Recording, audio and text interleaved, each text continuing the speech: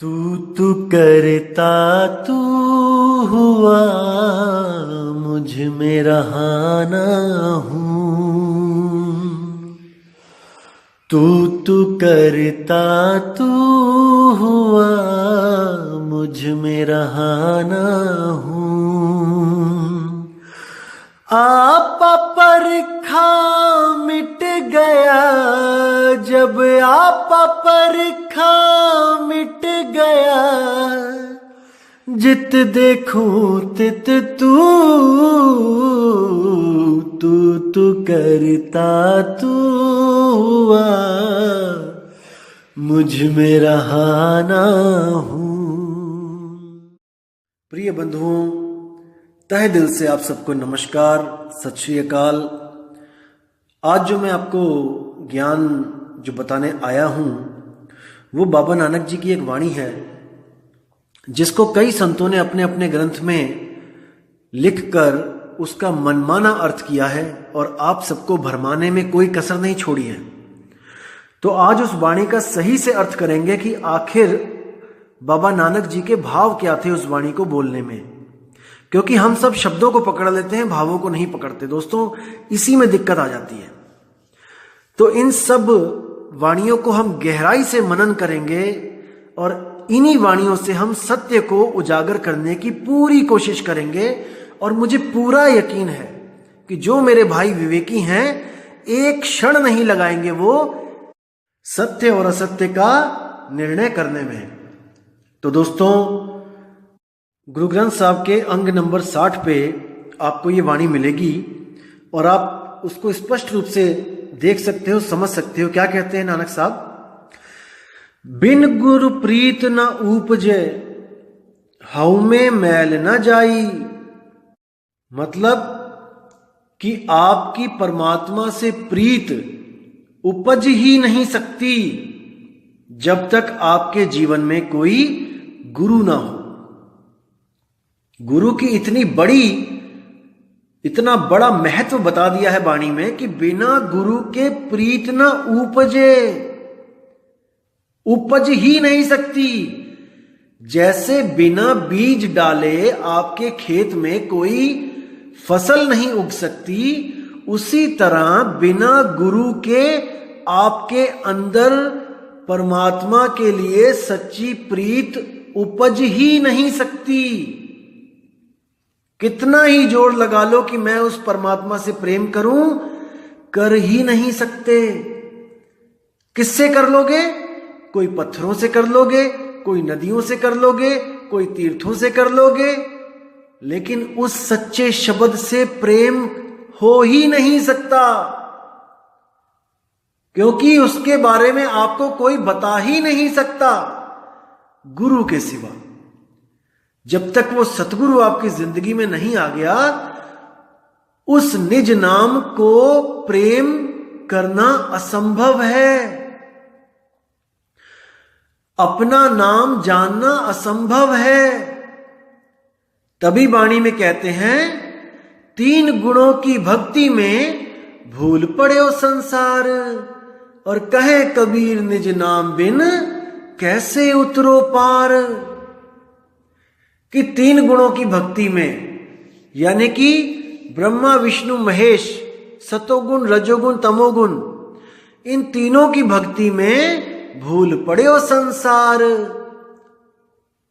जितने भी तीर्थ स्थान आप देखोगे भारत में, या तो इन तीनों देव के हैं या फिर इनके ही भक्तों के हैं। जैसे गोरखनाथ, भैरवनाथ और कई नाथ, बाबा बालकनाथ। तो तीर्थ स्थानों में या तो इन 3 गुणों की पूजा हो रही है या फिर उनकी हो रही है जिन्होंने इन 3 गुणों की पूजा करी, या फिर इन 3 गुणों को पैदा करने वाली जो माया है, शक्तिपीठ, त्रिगुणी माया। जैसे साहिब कहते हैं, माया महा ठगिनी हम जानी, त्रिगुण फांस लिए कर डोले, और बोले माधुरी वाणी, माया महा ठगिनी हम जानी। तो भाई, वाणी पे विचार करना है कि वाणी क्या कहना चाहती है। कहते 3 लोक है देह में, रोम रोम में धाम, और बिन सतगुरु ना पाइए सार शब्द निज नाम। जैसे पिछली वाणी में भी बोला कि 3 गुणों की भक्ति में भूल पड़े वो संसार, कहे कबीर निज नाम बिन। निज नाम क्या है? ये निज नाम, निज नाम होता है जैसे आपकी कोई निजी वस्तु है जिसपे केवल आपका हक है, जिसपे किसी और का नाम नहीं लिख सकता कोई। जैसे आपकी प्रॉपर्टी पे आपका ही नाम लिखा जाएगा, कोई और उस पे अपना नाम नहीं लिख सकता। निजी वस्तु, निजी। इसी तरह आपका निजी नाम जो किसी और का नाम नहीं है, स्वयं आपका निज नाम है, जिसको बाबा नानक कहते कोई नाव ना जाने मेरा। हालांकि पांचवी पातशाही की वाणी है, लेकिन मैं 10 गुरुओं को एक ज्योत मानता हूं। अब ज्योत का देखो, जहां मैं कहता हूं कि ज्योत मानता हूं, वहां का मतलब यह नहीं है कि वो ज्योत स्वरूपी अलख निरंजन मानता हूं। ज्योत का मतलब होता है प्रकाश, जहां पर अज्ञान के अंधेरे को मिटाया जाए, उस स्वरूप को ज्योत कहते हैं। जैसे कबीर साहब ने भी कई जगह बोला है कि ज्योत में ज्योत मिले, तो इसका मतलब यह नहीं कि वो किसी ज्योत के पुजारी हैं। मेरे एक सिख भाई ने पिछली ऑडियो में मुझे कमेंट किया था कि आपने शायद ठीक से समझा नहीं कि कबीर साहब क्या कहना चाहते हैं। कबीर साहब कहते हैं ओ अंकार आद में जाना। इसको जो वाणी को पढ़ के उन्होंने बोला कि इस पेज को पूरा पढ़िए, मैं आपको उसका भी अर्थ बताना चाहूंगा, क्योंकि एक नई ऑडियो बनाने से पूरी उसी पेज पर इतना बताना काफी है कि वो क्या कहना चाह रहे हैं। दोस्तों, मैंने पिछली ऑडियो में आपको बताया था कि वस्तु एक है, उसी के अनंत नाम है। चाहे उस वस्तु को, देखो वस्तु को जानना पड़ेगा पहले। अगर बिना जाने आप नाम पे अटकोगे तब बात नहीं बनेगी। पहले आप वस्तु को जान लो, फिर आप उस वस्तु का कोई भी नाम रख लो, कोई दिक्कत नहीं है। समझो, कबीर साहब कहते हैं ओ अंकार आदि में जाना। तो कुछ लोग, भाई लोग भ्रमित हो जाते हैं कि नहीं, देखो कबीर साहब कह रहे हैं ओ अंकार आदि में जाना, यानी कि आदि में ओ अंकार था। कौन सा? जो किताबों में लिखा हुआ है। दोस्तों, इसको समझना। वो भ्रमित होकर कह देते हैं कि देखो ओ अंकार लिखा है, यानी कि ओ अंकार जो मैं लिख रहा हूं, जो वाणियों में लिखा हुआ है, वही आदि है। नहीं दोस्तों, आगे देखो क्या लिखा है। ओ अंकार आदि में जाना, लिखे और मेटे ताही ना माना। कितना स्पष्ट कह दिया कि अगर उसको लिख के मेटने वाला ओ अंकार कोई समझता है तो मैंने उसको नहीं बोला है। कितना स्पष्ट है।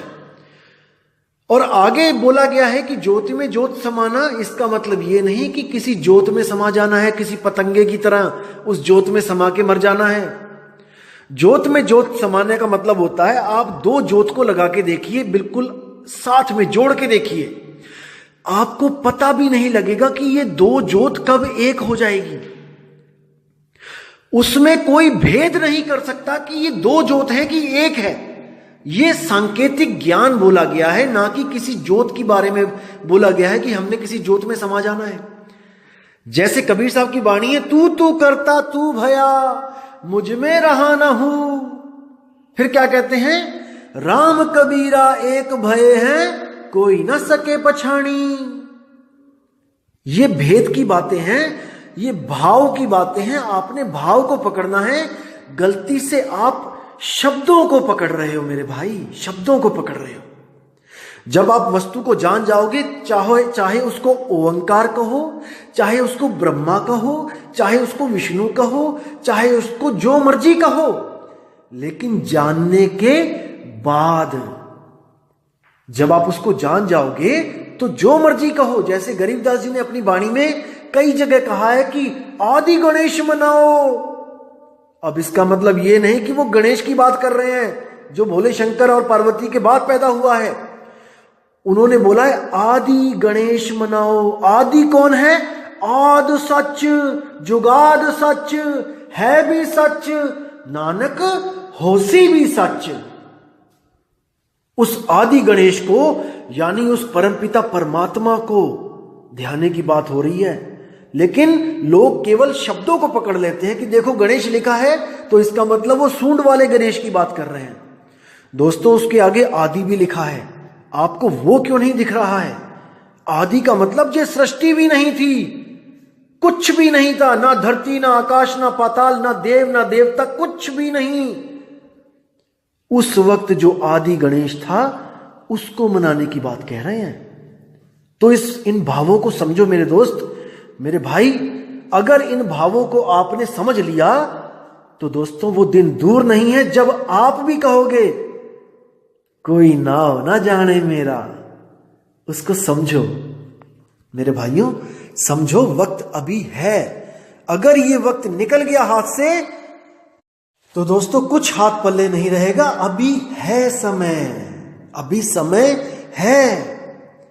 और मैं उन दोस्तों से, उन भाइयों से बहुत माफी मांगना चाहूंगा जिनको मैंने गुरुजी का एड्रेस नहीं दिया।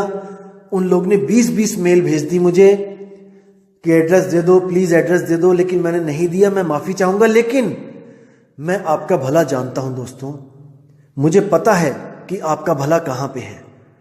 मैं नहीं चाहता कि किसी कच्चे घड़े में पानी आए और उसका भी वो हाल हो जाए जो एक स्वयंभू आत्मज्ञानी का हो चुका है। मैं नहीं चाहता कि कच्चा घड़ा पानी में टूट जाए, नहीं। मैं चाहता हूं कि आप इतने पक्के हो जाओ, इतने मजबूत हो जाओ कि आपके पास 1% भी भ्रम ना भटके, 1% भी संशय आपके मन में ना रहे। तब अटल होकर आप आना। जैसे कोई लड़का किसी लड़की से शादी करता है या कोई लड़की किसी लड़के से शादी करती है, दोस्तों जब तक शादी का बंधन बंध ना जाए उनमें अटल विश्वास होता है एक दूसरे के प्रति, तभी तो वो एक दूसरे से शादी करना चाहते हैं।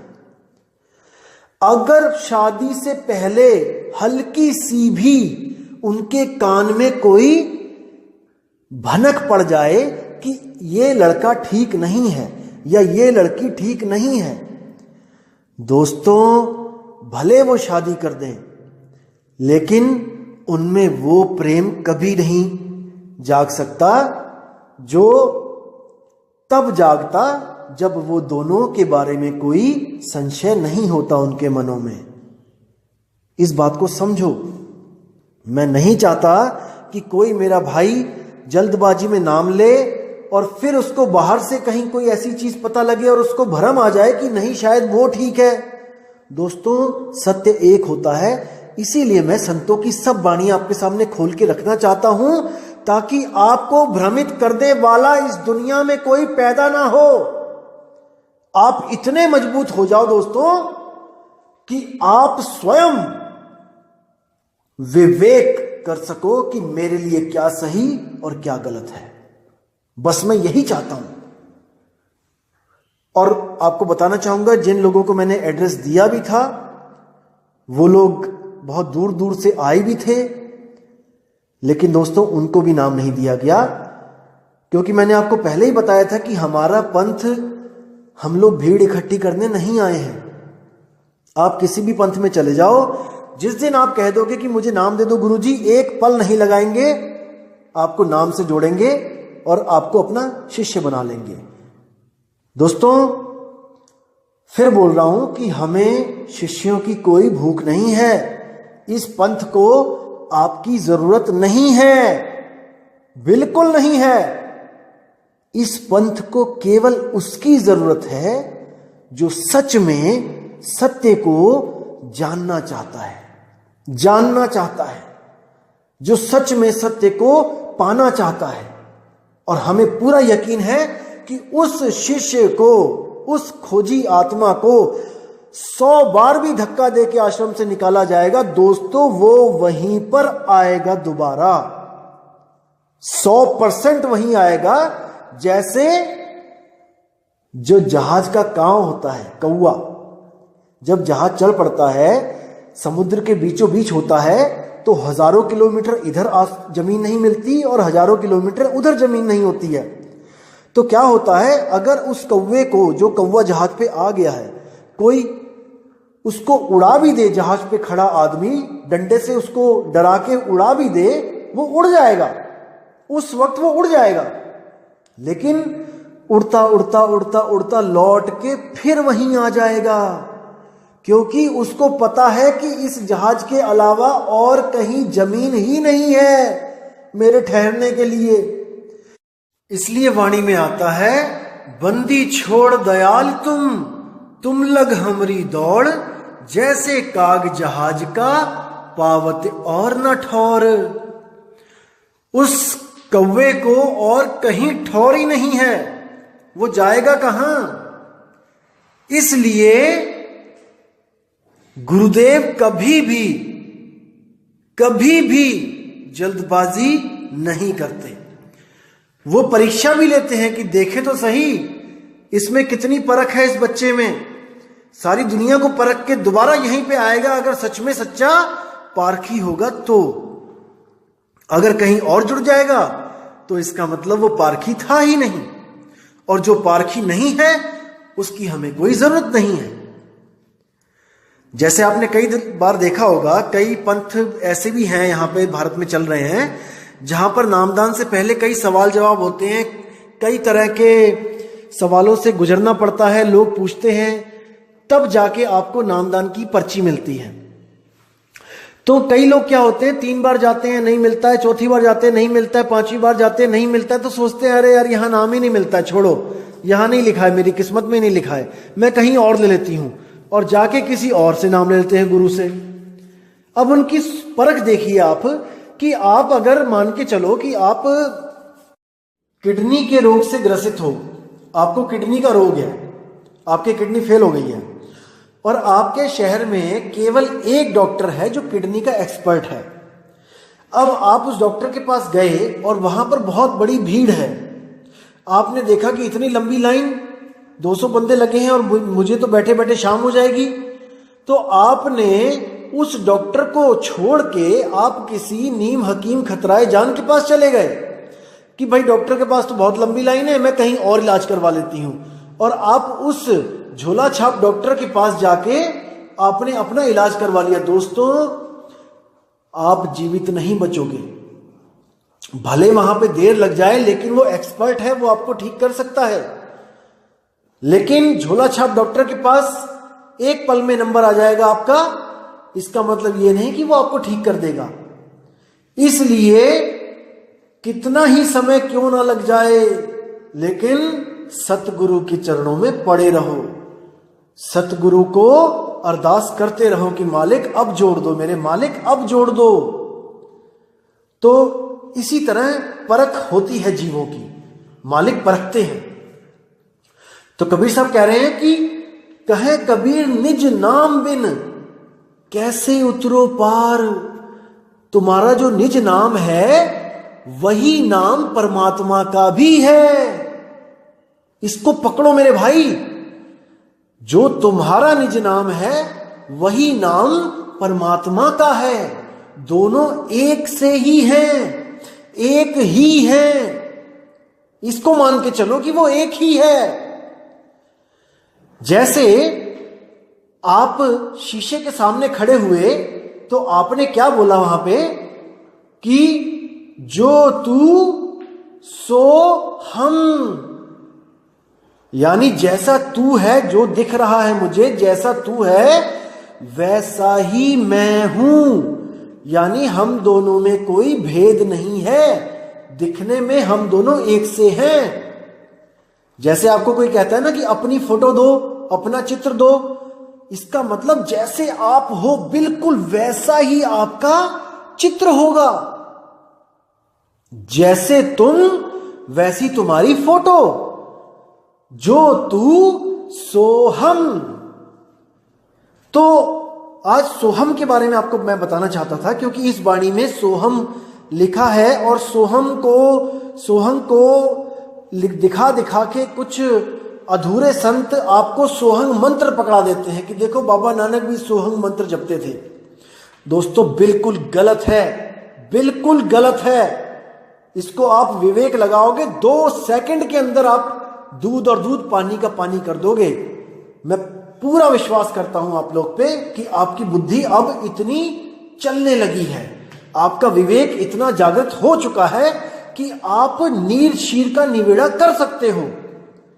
अब वाणी देखते हैं आगे क्या कहती है। बिन गुरु प्रीत न उपजे, हव में मैल न जाई।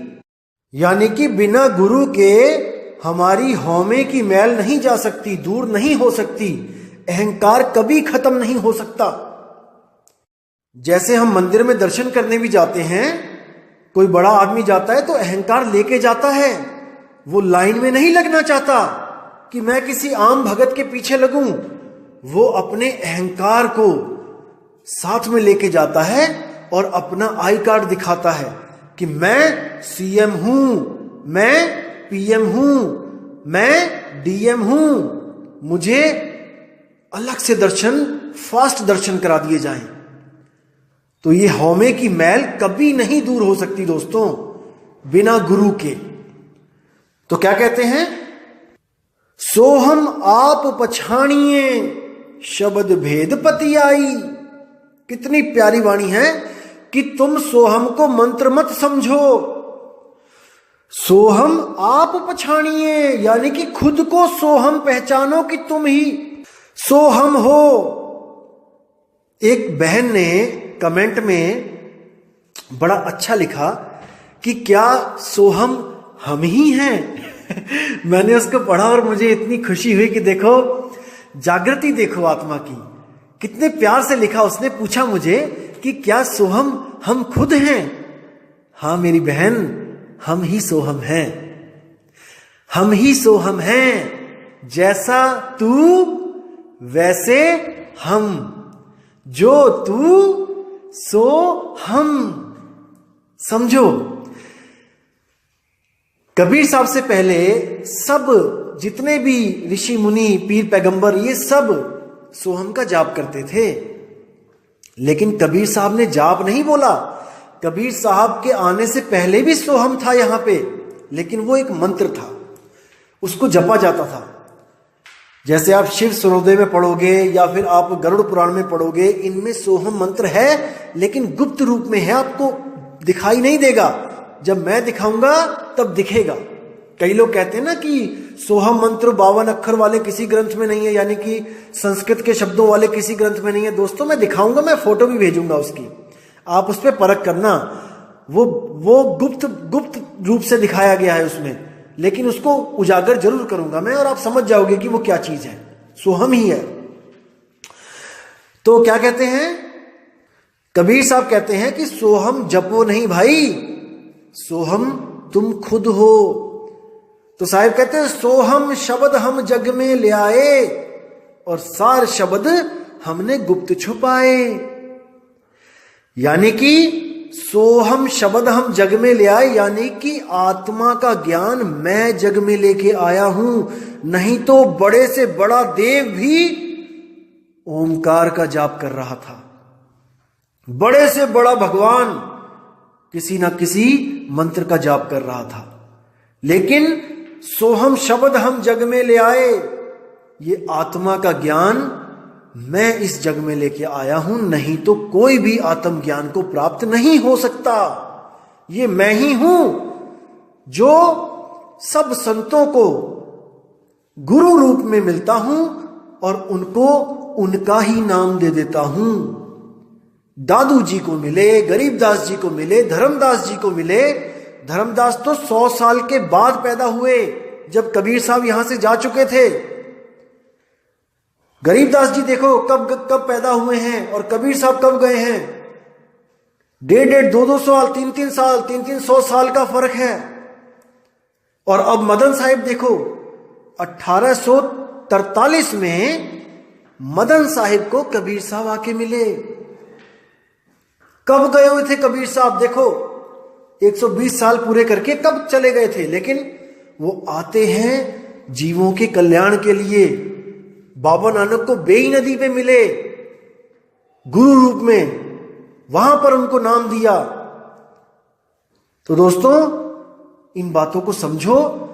हम ये नहीं कहते कि आप कबीर कबीर करो, कबीर का नाम जपो, लेकिन जो हमारे लिए इतना कुछ कर रहा है, हमने उसको सर्वोपरि मानना है। सब संत मेरे पूज्य, हर संत मेरा भगवान, मेरा परमपिता परमात्मा है, क्योंकि वो समा चुके हैं, ज्योति ज्योत समा चुकी है। इस भाव को पकड़ना है, शब्दों में नहीं जाना है। मैं फिर कह रहा हूं, ज्योति ज्योत का मतलब ये नहीं कि किसी ज्योत की पूजा करके उस ज्योत में चले गए। कबीर साहब कहते हैं, ये ज्योत स्वरूपी अलख निरंजन, ये धरता ध्यान हमारा। इसको समझना पड़ेगा। ज्योत स्वरूपी हाकिमा जिन अमल पसारा, अमल मिटाऊं तासु का पठाऊं भव पारा, कहे कबीर अमर कर राखूं जो निज होए हमारा। जो इस ज्योत को त्याग दे और हमारी प्रतीत कर ले, उसको मैं भव सागर से पार कर देता हूं, और उसका स्वरूप बिल्कुल वैसा हो जाता है जैसा परमपिता परमात्मा का होता है। अब उनमें कोई पहचान नहीं सकता। जैसे कहते हैं, अब तो जाए चढ़े सिंहासन, मिले हैं सारंग पाणी, और राम कबीरा एक भय हैं, कोई न सके पछाणी। अब वो दो नहीं रह जाते हैं, अब वो एक हो जाते हैं। तो क्या कहते हैं वाणी में आगे, सो हम आप पछाणिए सबद भेद पति आए।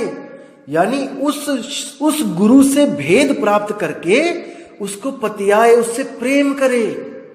गुरु ने जो भेद बताया है शब्द का, उसे प्रेम करे। वो आप स्वयं हो, वो आपका अपना नाम है। एक छुड़ाए एक लखाए, ऐसा गुरु ढूंढो जो उसका भेद बता दे, शब्द भेद दे दे आपको, लोगों के नाम छुड़वा दे और आपका अपना नाम आपको बता दे। आगे क्या कहते हैं, गुरुमुख आप पछाणिए अवर की करे कराए। कहते हैं, हे गुरुमुख, तुम अपने आप को पहचानो कि तुम कौन हो। अवर की करे कराए, और किसी से हमने क्या लेना, वो कौन है, और किसी को पहचान के हमने क्या करना कि वो कौन है। हमें खुद को पहचानना है। गुरुमुख आप पछाणिए अवर की करे कराए। अब क्या कहते हैं, मिलिया का क्या मेलिए सबद मिले पते आए। वाह वाह वाह वाह वाह, क्या बात है, क्या बात है। कहते हैं मिलिया का क्या मेलिए, यानी कि उसको कौन दे सकता है तुम्हें, वो तो तुम स्वयं मिले ही हुए हो। देखो कितनी प्यारी बात है। लेकिन जिसको भेद पता है वो इसको समझ सकता है, जिसको भेद नहीं पता वो सोहम जपने लग जाएगा, और अधूरे गुरु उसको सोहम जपाने लग जाएंगे। ये वाणी प्रमाणित करके कि देखो नानक साहब भी सोहम जपते थे। बिल्कुल गलत दोस्तों, बिल्कुल गलत। आगे देखो क्या कहते हैं, मिलिया का क्या मेलिए सबद मिले पति आए। यानी कि वो तुम्हारे पास ही है, वो तुम्हें कोई दे नहीं सकता। जैसे कस्तूरी नाभि बसे मृग ढूंढे बनमाही, ऐसे रमता राम है दुनिया जाने नहीं। वो तुम्हारे पास ही है, वो तुम ही हो, तुम मिले हुए हो, लेकिन केवल और केवल इस मन माया के कारण उसको महसूस नहीं कर पा रहे हो। वो तुम हो, तुम यहां पर मिले हुए हो इस शरीर में। ये शरीर चल रहा है क्योंकि तुम हो इस शरीर में, तुम आत्म रूप हो, लेकिन खुद को बिना शब्द के प्राप्त नहीं कर सकते। बस इतना समझ लो। आगे क्या कहते हैं, मनमुख सोझी ना पावे बिछुड़े चोटा खाई। मनमुख इन बातों को नहीं समझ सकता और वो बिछड़ के चोटा खाएगा, यानी जन्म मरण में भ्रमित हो जाएगा, मां के गर्भ में चला जाएगा, अपने असली घर नहीं जा पाएगा। नानक दर घर एक है और न दूजा जाई। अब देखो साफ बोल दिया कि नानक दर घर एक है, यानी कि जो इस शब्द को प्राप्त कर लेता है वो उसी एक घर में चला जाता है, जो घर सबके पास है। सबके पास है, कहीं जाना नहीं है, कहीं सतलोक अलखलोक अगमलोक नहीं जाना है। एक घर को छोड़ के दूसरा घर, दूसरा घर को छोड़ के तीसरा घर, वो सबके पास है। उसी शब्द में सुरती को समाना है और वही शब्द गुरु उसका असली घर है। अब कई लोग मुझे कहते हैं कि आप बोलते हो कि सतनाम स्थान है जहां पे सुरती समाएगी और सतनाम ही परमात्मा है, जैसे दिल्ली एक स्थान भी है, दिल्ली एक परमात्मा यानी एक इंसान भी है, ऐसा कैसे हो सकता है, कई लोग कहते हैं। दोस्तों आपको बताना चाहूंगा, जो मां है, मां का उदाहरण दूंगा, जो मां है वो एक इंसान है, लेकिन मां की गोद एक स्थान है। समझो मेरे भाई, मां एक इंसान है और मां की गोद एक स्थान है। जब बच्चा वो गोद में रखती है तो उसको पूछा जाता है कि बच्चा कहां पे रहता है, कहां पे है इस वक्त, कहां पे बैठा है, तो मां की गोद में बैठा है। दोस्तों बैठा तो स्थान पे ही जाता है ना, लेकिन स्थान होते हुए भी वो मां है, वो इंसान है। इसी तरह शब्द वो परमात्मा भी है, वो स्थान भी है जहां पे श्रुति को जाके ठहरना है। गहराई से समझो, समझ में आएगी ये बात दोस्तों, आएगी। इतने विवेकी आप हो चुके हो कि इस बात को आप समझ सकते हो। तो दोस्तों ये जो शब्द था ये बहुत जरूरी था बताना आपको, क्योंकि कई लोग भ्रमित हो चुके हैं और मुझे मेल्स भी आती हैं कि देखो संतों की वाणियों में सोहम लिखा है और आप कहते हो कि सोहम नहीं जपना है। दोस्तों सोहम नहीं जपना है। संतों का सोहम और जोगियों का सोहम अलग अलग है। जोगियों का सोहम मंत्र है और संतों का सोहम अपना आत्म रूप है। इसको समझो, जोगियों का सोहम श्वासों पे चलता है और संतों का सोहम श्वासा से भी न्यारा, श्वासों की भी जरूरत नहीं है। श्वास से तो शरीर कायम है, आत्मा को श्वासों की कोई जरूरत नहीं है। आत्मा बिना श्वासों के भी अमर है। इसको समझो मेरे भाई, और पूरी उम्मीद है मुझे आप समझ चुके हो। तो दोस्तों इसी के साथ मैं वाणी पे विराम देता हूं और अगली ऑडियो बहुत जल्द भेजूंगा। और जो मेरे भाई कह रहे हैं कि कर नैनो दीदार महल में प्यारा है का पार्ट 2 और 3 जल्दी बनाओ, दोस्तों बहुत सी ऐसी बातें हैं जो आप जब तक नहीं समझ गए आप उन चीजों में कंफ्यूज हो जाओगे। वो मैंने आपको बताया था कि वो वाणी सबसे इंपॉर्टेंट वाणी है जिसमें हर भेद बता दिया गया है, लेकिन आपके कंसेप्ट बहुत से क्लियर करने हैं मैंने, ताकि आपको वो वाणी पूरी अच्छी तरह समझ आए।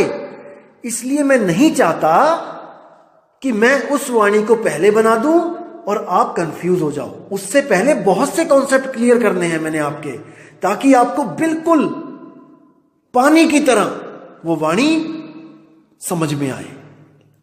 तो दोस्तों आपसे मैं अब विदा चाहूंगा और मालिक से अरदास करूंगा कि आपके विवेक में बढ़ोतरी करता ही जाए, करता ही जाए, और आप सत्य की तरफ बढ़ते जाओ, बढ़ते जाओ। बस यही मेरे दिल की अरदास है कि हर मेरे भाई को सत्य से रूबरू मेरा मालिक जल्दी करवाए, ताकि आप सबका जन्म मरण जीते जी खत्म हो जाए। जीते जी, मरने के बाद नहीं दोस्तों, जीते जी पाना है उसको, तभी तो आप गवाही दोगे कि हां मैं मुक्त हूं। मरने पे कोई मुक्त नहीं हुआ है। तो दोस्तों विदा चाहता हूं अब।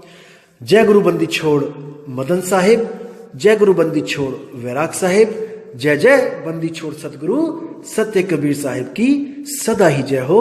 साहिब बंदगी, सतनाम, सत श्री अकाल।